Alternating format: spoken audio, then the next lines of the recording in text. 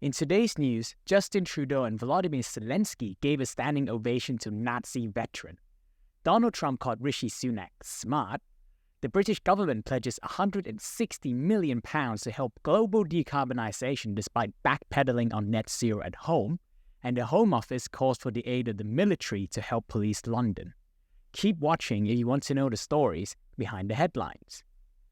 Justin Trudeau and Volodymyr Zelensky gave a standing ovation to a former SS soldier during the Ukrainian president's visit to Canada, leading to a political faux pas.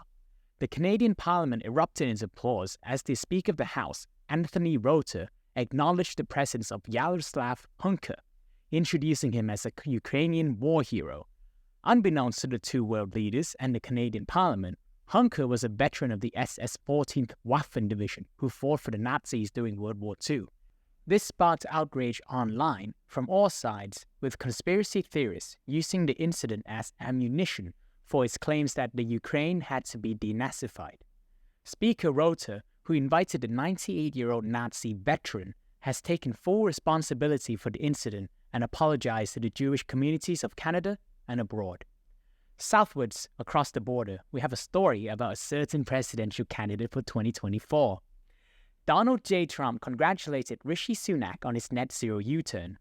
The former president has given his opinion on Rishi Sunak's new climate policies, hailing the Prime Minister as smart for going up against fake climate alarmists that don't have a clue. Trump, who has called green initiatives in the US the Green New Hoax, a play on the Democrats' Green New Deal, is running for the presidency on the platform of rolling back climate change mitigation. The Biden administration passed the Inflation Reduction Act, which includes $375 billion in spending to combat climate change, prompting many critics, led by Trump himself, to claim that net zero goals would bankrupt the US. The former realities TV star has also been accused of being a climate change denier, as he pulled the US out of the Paris Climate Accords during his presidency.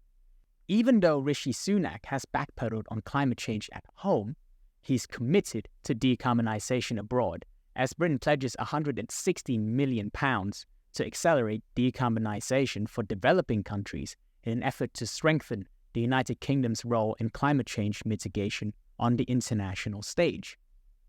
This comes as the government was under intense scrutiny over Rishi Sunak's net zero U-turn, and is part of an even larger scheme called the International Climate Finance Pledge, which aims to invest a total of £11.6 billion globally.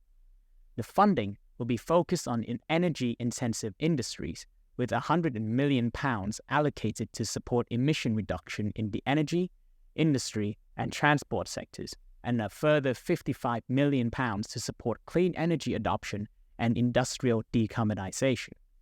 Claire Coutinho, the Secretary of State for Energy Scrutiny and Net Zero, underlined Britain's global commitment to global net zero ambitions, despite themselves only making up 1% of total emissions.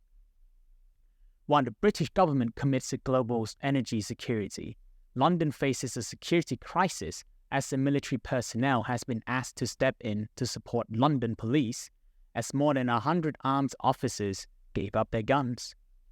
The Ministry of Defence received a military aid to civil authorities request from the Home Office as the Metropolitan Police deals with the fallout of the murder of Chris Cabba.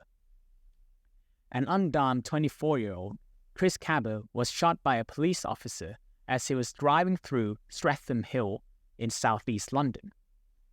More than 100 officers turned in their firearms permit as they saw the risk of misusing firearms as being too great. This comes as Suella Braverman orders a review into armed policing, placing further pressure on armed Met officers. Due to this sudden decrease in armed officers, the Home Office requested support from the armed forces to provide routine counter-terrorism contingency support to the Metropolitan Police should it be needed.